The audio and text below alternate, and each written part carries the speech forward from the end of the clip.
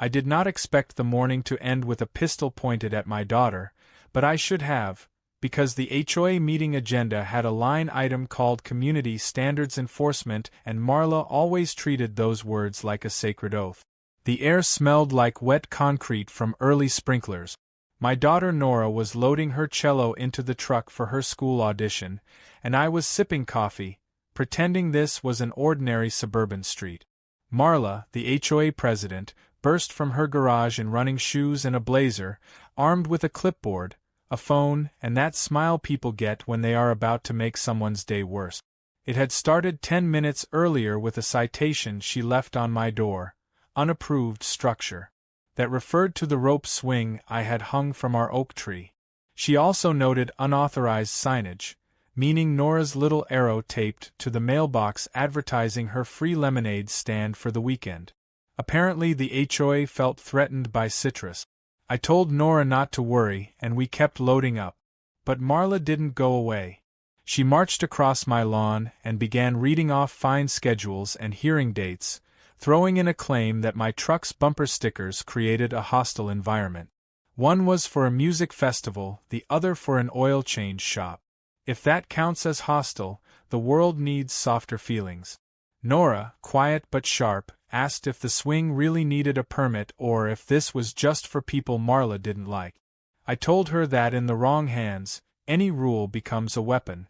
My plan was simple: attend the hearing, present my case, and let the HOA drown in its own paperwork.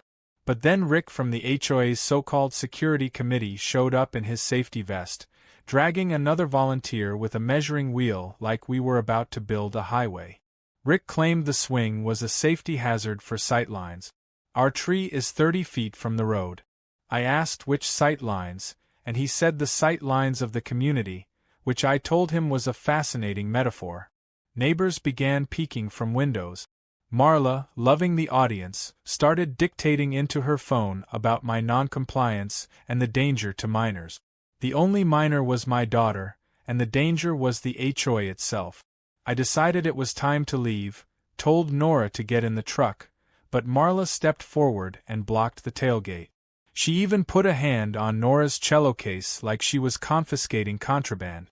I stepped between them, calm but firm, and warned her not to touch my kid again. She blinked, unused to people who didn't yell but didn't back down either.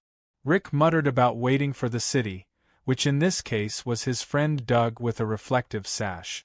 I said no, we were leaving. And then Marla did something so wildly inappropriate that at first I thought it was a bluff. She reached into her oversized purse, pulled out a small silver handgun, and pointed it in the general direction of my daughter's chest. The world went still. I didn't shout or lunge. I told Nora to keep her eyes on me and think about her audition piece, the way the bow meets the string. Marla announced she was securing the scene under citizen authority, like she was acting in a TV show. Rick told her to relax, that it was just leverage. Leverage is not a word you use when there's a gun in play.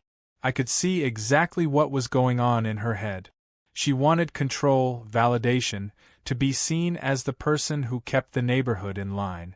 But she had crossed from petty politics into criminal territory, and she didn't even realize how fast that line disappears once you step over it. A neighbor gasped from across the street. I didn't need to see who called 911 because I did it myself, one hand holding my phone, the other still visible. I told the dispatcher there was a gun pointed at a minor. She told me officers were en route. I asked how many. Enough, she said. Marla hesitated like she might put the gun away, then decided to keep it raised. She accused me of disrespecting the rules. I asked her to name one rule that allowed this. She had nothing. Nora asked if she could set down the cello because it was heavy. Marla said no. Then I heard them. Sirens. Not one, but many. Tires squealing. Radios crackling. The dispatcher said officers were approaching and told everyone to keep their hands visible. I passed the message along like a host reciting house rules. Marla's face twitched. This was no longer the performance she wanted. Blue lights flooded the cul-de-sac. A cruiser stopped at the curve, then another, then a county SUV. Deputies poured out in perfect formation, and from the unmarked SUV stepped Sheriff Olivia Reyes herself, calm and deliberate. "Hands," someone called. Nora and I raised ours higher. Marla turned slowly, still trying to keep control of the scene she had lost minutes ago. The sheriff's voice was steady and unshakable. "Ma'am, place the firearm on the ground and step back." Marla looked at me like I had somehow summoned this army. I didn't smile. I didn't need to. The cavalry was real, standing right there in the street, and for once, I hadn't lifted a finger to make it happen. The first thing I noticed when the sheriff stepped out of the SUV was that she did not walk like someone arriving to negotiate. She walked like someone arriving to finish. Olivia Reyes was tall, broad-shouldered, with the kind of posture that made you straighten your own spine without realizing it. Her hand rested near her holster, but not in a way that looked nervous. She had been doing this long enough to know exactly how to keep control of a street, and judging by the number of patrol cars, she intended to keep this one all day if she had to. Marla, on the other hand, looked like a reality TV contestant who had just been told her cooking show was now a courtroom drama. She clutched the pistol as though putting it down would admit defeat, and defeat was something Marla considered un-American. Nora kept her eyes on me, steady but pale, the bow of her cello sticking out from the truck bed like a flag in a storm. The sheriff repeated her order.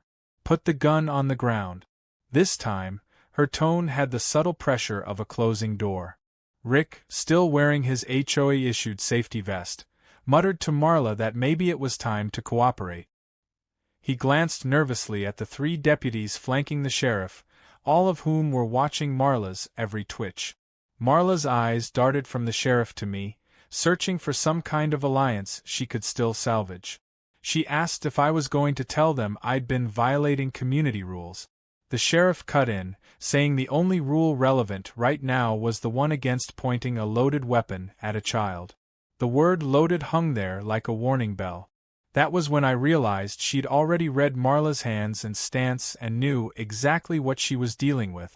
Finally, with a stiff motion that looked more like she was setting down a trophy than surrendering, Marla placed the pistol on the asphalt.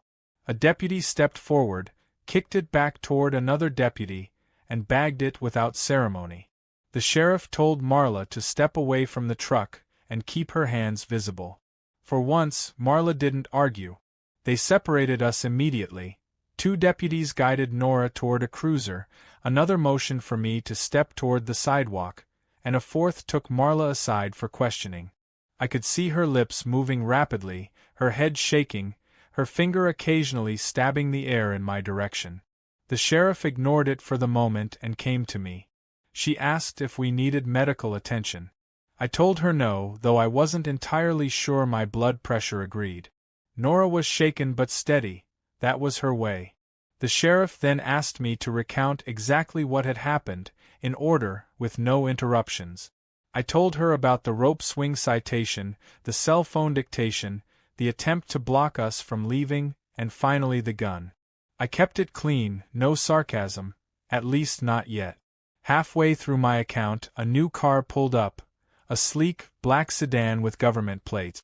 Out stepped Deputy Chief Halvorsen, a man I knew from my occasional work doing logistical contracts for the county. His presence made the deputies stand a little taller. Marla, however, mistook him for backup in her personal crusade. She marched toward him, declaring that the HOA had the right to enforce its bylaws, that I was a chronic offender, and that she had acted in self-defense against a hostile homeowner. Halvorsen listened with the same expression you might use for a weather report about incoming meteors. When she finished, he said calmly, "Ma'am, the only thing hostile here is your behavior." Then he turned to the sheriff. "Want me to call the DA?" She said yes, without looking away from me, as if she were studying my expression for cracks. Meanwhile, neighbors had gathered in a slow half-circle on the lawns. Phones were out, recording everything. I spotted Mr. Hahn from 2 houses down, whispering into his phone, no doubt feeding the story to his cousin at the local paper. I knew by nightfall this cul-de-sac would be internet famous. The sheriff returned to Marla, asked if she had a permit for the firearm. She said of course, she was a responsible citizen. The sheriff told her that in our county, brandishing a firearm at a minor was a felony, permit or not.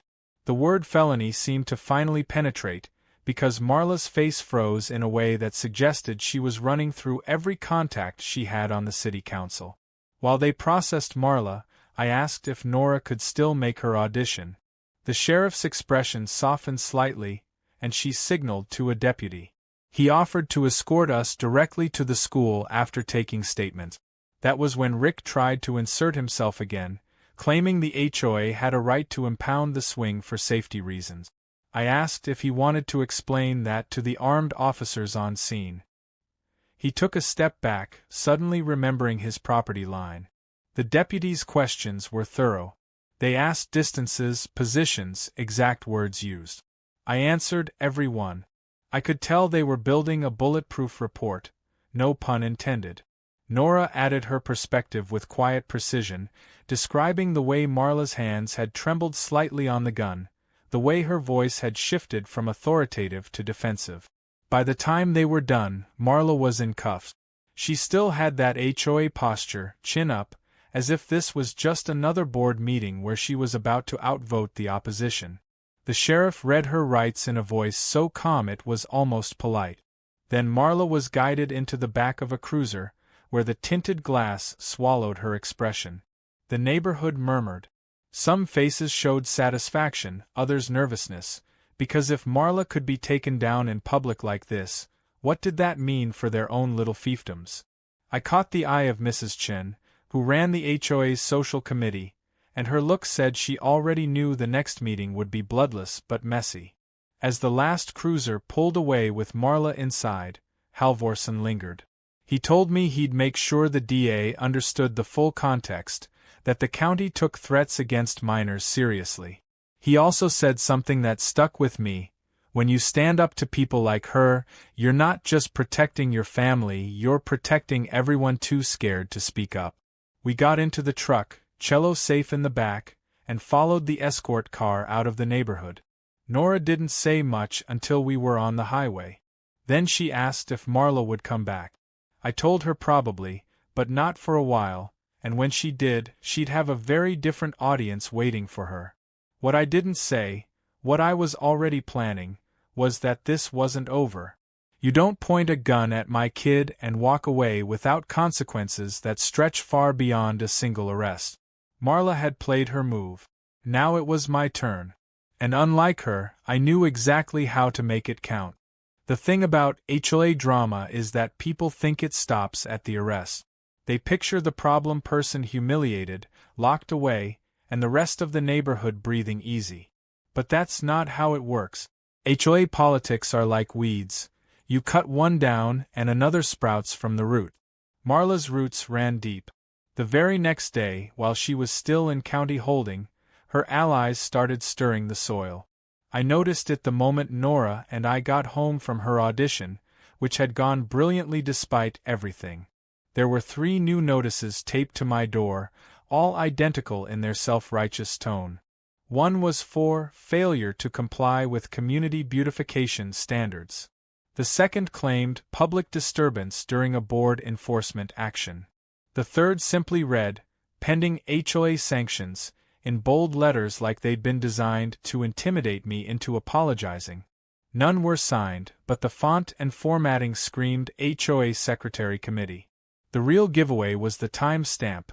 7:42 a.m. Someone had been up early, making sure I woke to a paper welcome mat of bureaucratic nonsense. Rick was the obvious suspect. Without Marla, he was the highest-ranking busybody left in the chain of command. And from what I'd overheard before, he fancied himself next in line for the HOA presidency. He just didn't realize yet that this was his worst possible moment to make a power play. I didn't tear the notices down. I left them where they were. That way, every neighbor walking past could see the kind of tone-deaf overreach happening while their former queen bee was still in a holding cell. I also knew they'd annoy certain board members who preferred to keep HOA dirt in-house. My plan wasn't to fight the HOA in secret, It was to make them trip over their own rules in public. That afternoon, Sheriff Reyes called. She told me the DA was moving forward with charges, brandishing a firearm at a minor, unlawful restraint, and reckless endangerment. It sounded good, but I knew from experience that charges didn't always stick. Marla had friends in city government, and while those friends would probably distance themselves now, they might still try to soften her landing. The sheriff's advice was simple: document everything. Every notice, every conversation, every time an HOA volunteer just happened to walk past my property taking photos. By sundown, I had my first documented incident. Rick showed up with a camera and began photographing the oak tree from 6 different angles. He didn't acknowledge me, just muttered something about evidence collection. I asked him if he wanted me to pose with the swing for scale. He didn't answer. I took my own photo of him photographing my tree, complete with timestamp. The real escalation came 2 days later, during the so-called emergency HOA meeting. Normally, these meetings happened in the community center, but this one was held in Rick's garage. That told me they were trying to keep it off the books. Of course, keeping things off the books was also an HOA violation, so I made a point of walking in with my phone recording and a neighbor as my witness. They couldn't stop me. HOA bylaws required that any meeting involving board decisions be open to all residents. Rick, standing at the front in his safety vest like a discount mall cop, announced that recent events had tarnished the HOA's reputation. He didn't mention Marla by name, just called it unfortunate leadership overreach. The subtext was obvious. Let's forget about the gun thing and focus on the real villain, me. He proposed a motion to fine me for provoking board members, claiming my sarcastic remarks and resistance to compliance created a hostile environment. I asked if hostile environment was a term the HOA had borrowed from HR departments or just invented to sound serious. A few neighbors laughed and Rick's mouth tightened. When it came time for a vote, I did what Marla would never have predicted: I abstained. I let them take their little tally while my camera captured every raised hand. The motion passed, but barely. 3 votes to 2, with several members refusing to participate. That slim margin was exactly what I needed. It told me the HOA wasn't united anymore. Cracks had formed, and I was going to wedge them open. That night, I drafted a letter, not to the HOA, but to every homeowner in the community. It was calm, factual, and just a little dryly funny. I outlined what had happened with Marla, what the sheriff had done, and how the HOA had responded with more fines instead of addressing the danger. I never called anyone names. I just laid out the sequence of events like a crime scene diagram. Then I closed with an invitation. If you think this isn't how a neighborhood should be run, come to the next public meeting and make your voice heard. The letter went into every mailbox the next morning. I didn't have to wait long for the reaction. By lunchtime, 2 neighbors I barely knew were knocking on my door, asking what they could do to help. Mrs. Chun from the social committee stopped me on the sidewalk to say she was reconsidering her position on certain board members. Even Mr. Han, who normally avoided drama like it was contagious, muttered something about time for a change. The shift was happening faster than I expected, but it also made Rick desperate. The following day, a code enforcement officer from the city appeared on my lawn. He claimed he'd received a complaint about unpermitted construction on my property. The alleged construction? The swing again. I asked for a copy of the complaint. He said it was anonymous. I asked if it matched the description of a certain middle-aged man in a safety vest. He smiled without answering and told me the swing was fine as long as it didn't obstruct the sidewalk. It didn't. That's when I realized Rick's strategy wasn't just to fine me, it was to bury me in so much minor harassment that I'd either remove the swing or move out. What he didn't know was that this kind of petty warfare was my specialty. Years ago, I dealt with a corporate compliance department that tried to force me out with daily audit. I'd learned then that if you answer every single attack with calm, documented precision, You don't just survive, you exhaust them. So I leaned in. Every time a notice appeared, I photographed it, signed it, received, and sent it back with a formal response. Every time someone from the security committee walked past, I waved and asked if they needed a close-up shot. I even invited the code enforcement officer back to inspect the swing after I peeled it, which he did while laughing about the whole situation. Meanwhile, the sheriff's office kept me updated on Marla's case. She had made bail but was under strict orders to stay away from me and Nora. The problem was, away didn't seem to apply to her influence. Through Rick, she was still feeding the HOA's petty campaigns, and I suspected that when her court date came, she'd try to frame herself as the victim of a smear job. That was fine. I was already thinking 2 moves ahead. I had a plan to make sure her story never got traction, something that involved more than just neighborhood politics. I wanted the entire county to see exactly what kind of leadership the HOA had been celebrating, and I knew exactly how to make that happen without ever raising my voice. By the following Monday, the HOA wasn't just fractured, it was openly at war with itself. You could hear it in the way the board members' cars pulled up for private meetings in the community center parking lot, engines idling long after the scheduled start, headlights flashing as if Morse coding their paranoia. You could see it in the way neighbors stopped pretending to wave at each other on their morning walk. I'd never seen the air in a cul-de-sac feel so tense. I hadn't done anything overt yet, but the letter I'd circulated was still doing its quiet work. People were starting to ask questions the board couldn't answer without either lying or admitting the truth. The most dangerous thing for any petty power structure isn't an aggressive opponent, it's a curious crowd. The real turning point came when I got an email from someone I hadn't heard from in years. Deputy Clerk Allison Blake. Back before I moved into this neighborhood, I'd done a consulting project for the county office she worked in. We'd stayed on friendly terms, exchanging the occasional holiday email. Now her message was short and direct. You might want to request the HOA's financial disclosures. Public record request form attached. I opened the form, already smiling. HOAs love to talk about transparency, but the moment you actually try to see the books, they get cagey. By law, members have the right to view the budget, expenditures, and meeting minute. In practice, that right is only as useful as your persistence. I filled out the request, signed it, and dropped it off at the HOA office with Rick sitting right there behind the folding table. He looked at the paper like it was a subpoena. "What's this for?" he asked, voice flat. "Light reading," I said. "I like to know where my dues go."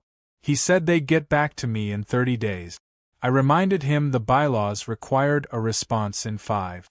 He said, "We'll see," in a tone that told me he was already calling Marla. 2 days later, I had my answer, though not in the way they intended. Instead of the neat, bound packet HOAs love to hand out at annual meetings, they sent me a box. Inside, loose receipts, handwritten ledgers, half-completed spreadsheets, and about 12 post-it notes with vague phrases like vendor fee and miscellaneous reimburse. It was an accountant's nightmare and a litigator's dream. I spread it all out on my dining room table and called my friend Tony, a CPA with a taste for puzzles. Within an hour, he'd flagged 4 vendor payments that didn't make sense. They were all to the same LLC, one I didn't recognize, for security consulting. The amounts were big enough to notice, just under the threshold where a board vote was required, but frequent enough to add up to several $1,000s over the year. The LLC's registered address? Marla's house. It wasn't illegal for a board member to have a business contract with the HOA. If they disclosed it, recused themselves from votes, and went through proper bidding. But based on the minutes Tony read, none of that had happened. It was pure self-dealing, hidden under the polite language of community safety. I didn't go public with it right away. That would have been satisfying but sloppy. Instead, I called Allison again, told her what I'd found, and asked about the process for filing a formal complaint with the county's HOA Oversight Board. She said she'd fast-track it, especially given Marla's pending criminal charges. Meanwhile, the petty harassment kept coming. Rick had started walking the perimeter of my property with a clipboard every other day. One morning, he actually took out a tape measure and began measuring the distance from my mailbox to the curb. I asked if he was planning a sidewalk expansion. He muttered something about uniform setbacks. But Rick had a bigger problem brewing, and I knew it before he did. My letter had done more than shift opinions. It had emboldened other residents to speak. At the next scheduled HOA meeting, the community center was packed, not with the usual handful of retirees and rule enforcers, but with families, younger couples, and even the high school kids who usually couldn't care less. When Rick tried to open the meeting with the pledge and the agenda, 3 different people interrupted him to demand an update on Marla's charges. He tried to dodge it by saying it was a private legal matter. A man from the back shouted, "She pointed a gun at a kid. That's not private." Laughter rippled through the room. Then Mrs. Chen, who had been a loyal social committee chair for years, stood up and announced she was resigning effective immediately, citing a fundamental lack of ethics in the board's leadership. She didn't name names, but everyone knew who she meant. The room went silent except for the sound of Rick's pen clicking nervously. I didn't say a word. I just sat there, letting the tension build, because tension makes people act in ways they later regret. And sure enough, Rick lost his composure. He blurted out that outsiders were trying to destroy the HOA, that certain residents, he glanced at me, were undermining community safety. That was when I spoke, calm and even. "I'm not an outsider. I live here. My daughter lives here. The sheriff was here because one of your own threatened her life. If that's your idea of community safety, maybe it's time for a new definition." Half the room clapped. The other half looked at the floor. Rick banged the gavel to regain control, but you can't gavel away a shift in the wind. The next day, I got the call from the County Oversight Board. They were formally opening an investigation into the HOA's finances and governance. That meant subpoenas, recorded interviews, and, most importantly, a freeze on discretionary spending until the review was complete. No more security consulting checks to Marla's LLC. That's when Marla broke her silence. She posted a long, rambling message on the neighborhood Facebook group, claiming she'd been the victim of a smear campaign, that the gun incident was exaggerated, and that she had acted to protect community assets from vandalism. She didn't name Nora, but the implication was obvious. The comments section was a split battlefield, half defending her, half roasting her for turning our street into a crime scene. I didn't respond online. Instead, I printed her post, highlighted every defamatory statement, and handed it to my attorney. It wasn't just about protecting my daughter's name. It was about showing the county board and the DA that Marla wasn't contrite, wasn't stepping back, and was still trying to spin the narrative. Rick, however, was unraveling faster.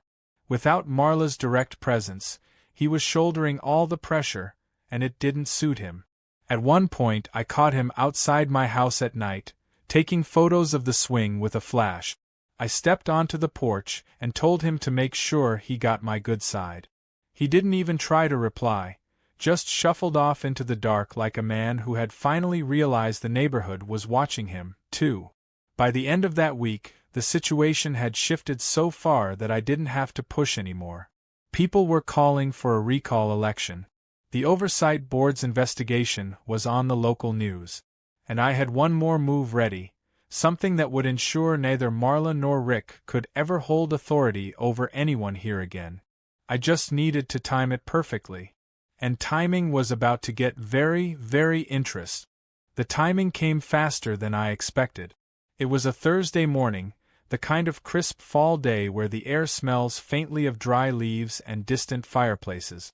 I was working in my home office when a knock sounded on the door, not the sharp, self-important HOA knock, but a steady, rhythmic rap that told me this was official. When I opened it, Sheriff Reyes was standing there, one hand on her belt, the other holding a thick manila folder. She didn't waste time with small talk. "You're going to want to see this," she said, stepping inside like someone who had already decided I was going to agree. She set the folder down on my kitchen island and flipped it open. Inside were neatly stapled reports, financial summaries, and transcripts. "County Oversight wrapped up their preliminary review," she said. "It's bad. Really bad." Bad was an understatement. As I scanned the pages, the pattern jumped out immediately. Marla's security consulting company wasn't just a side hustle, it was a siphon. Over the past 18 months, the HOA had paid her LLC nearly $30,000, always just under the spending threshold that required board approval. Rick's name appeared multiple times as the requesting officer for these disbursements. There were also event planning reimbursements to another shell company, this one registered to Rick's sister-in-law. Reyes leaned against the counter, watching my reaction. "We've referred the findings to the DA," she said. "Fraud, misuse of funds, conspiracy. And that's before we even get into the firearm incident." She slid a separate document toward me. "Marla's trial date is set for 6 weeks from now." I could see it clearly. This wasn't just going to be a criminal trial. It was going to be a public autopsy of the HOA's leadership. But I wanted more than convictions. I wanted permanent removal. That's when I told Reyes I was ready to move forward with my plan. She smiled like she'd been waiting for me to say that. The next step was the petition. Under our bylaws, removing a sitting board required signatures from 60% of homeowners. In most neighborhoods, that's a near impossible hurdle. In ours, after the year we'd had, it was merely ambitious. I printed up the forms, each with the official recall language, and I didn't go door to door like a politician. Instead, I set up a folding table right at the entrance to the community during Saturday's fall market event. You couldn't get in or out without passing me. I kept my tone calm, my explanations short. "This isn't about politics or personal grudges," I told people. "It's about leadership that endangered a child and misused your money. If you want change, sign here." The effect was immediate. People signed, and they signed in clusters. Families who had never spoken to me were suddenly leaning over the table with their pens like they'd been waiting for this invitation all year. By noon, I had nearly half the signatures we needed. By the end of the weekend, we were at 80%. The news spread faster than any HOA memo. Rick's days were numbered, and everyone knew it. The official recall meeting was set for the following Thursday evening. I arrived early, taking a seat near the back so I could watch the room fill. Rick was already at the head table, sweating in his suit jacket, flipping through papers like the answers to his survival were hidden somewhere in the stack. Marla wasn't present, of course. Her bail conditions barred her from attending, but I had no doubt she'd be calling Rick the moment it ended. The meeting opened with the usual procedural nonsense, but it was clear nobody cared about landscaping budgets or parking regulations. When the recall vote came up, the energy shifted. People leaned forward. The air got warmer. The petition was read aloud, and when it was time for statements, I stood. I didn't raise my voice. I didn't throw accusations like grenades. I simply laid out the facts. The gun, the fines, the harassment, the financial misconduct. I mentioned the Oversight Board's findings without embellishment, letting the numbers speak for themselves. And then I said the part that mattered most. We deserve an HOA that works for us, not against us. Tonight, you have the chance to make that happen. The vote was paper ballots, counted by 2 volunteers and 1 representative from the County Oversight Board. The room stayed dead silent except for the sound of paper sliding across tables. When the count was done, the results were read. 42 in favor of recall, 3 opposed. The room erupted, not with cheering exactly, but with the kind of loud, relieved conversations you hear after a long flight lands safely. Rick sat still for a moment, then gathered his papers into a messy stack and walked out without a word. The vice president of the board, a mild-mannered accountant named Harris, was appointed interim president on the spot. He looked like someone who'd been handed the controls of a plane mid-flight, but at least he wasn't pointing guns at teenagers or cutting checks to his own family. You might think that was the end of it, but the real ending came 2 weeks later, when Marla's preliminary hearing opened to a courtroom packed with neighbors and local reporters. I sat in the second row with Nora beside me, her cello audition ribbon pinned to her jacket like a quiet badge of resilience. The DA laid out the charges with the precision of someone peeling layers off an onion. Each exhibit, photos, statements, financial records, made the room lean a little further forward. When the judge denied Marla's motion to dismiss, she shot me a look from the defense table. It was the same glare she'd given me on my lawn, the same need for control burning in her eyes. But this time, there was no safety vest brigade behind her, no clipboard army, no sheriff there to de-escalate. Just her attorney, and a wall of consequences. Outside the courthouse, reporters asked if I felt vindicated. I told them this wasn't about vindication. It was about making sure no one else had to go through what we did. That line made the evening news. More importantly, it made the HOA's newer board members realize they had a chance to rebuild their reputation from scratch. Over the next month, the harassment stopped. The notices disappeared from my door. The swing stayed up, and kids from the neighborhood started using it again without looking over their shoulders. Nora went back to her music without the constant shadow of HOA nonsense hanging over her. One evening, as the sun set behind the oak tree, I saw Sheriff Reyes driving through the neighborhood. She slowed, rolled down her window, and said, "Looks like peace has broken out." "Let's hope it lasts," I replied. She grinned. "If it doesn't, you'll handle it." Then she drove off, her taillights fading into the quiet street. I knew she was right. The HOA might change faces, but there will always be someone tempted by the thrill of control. The difference now was that the neighborhood had seen exactly what happens when that control crosses the line. And they'd seen what happens when someone pushes back, calmly, deliberately, and without ever losing their footing. So no, I didn't feel vindicated. I felt something better.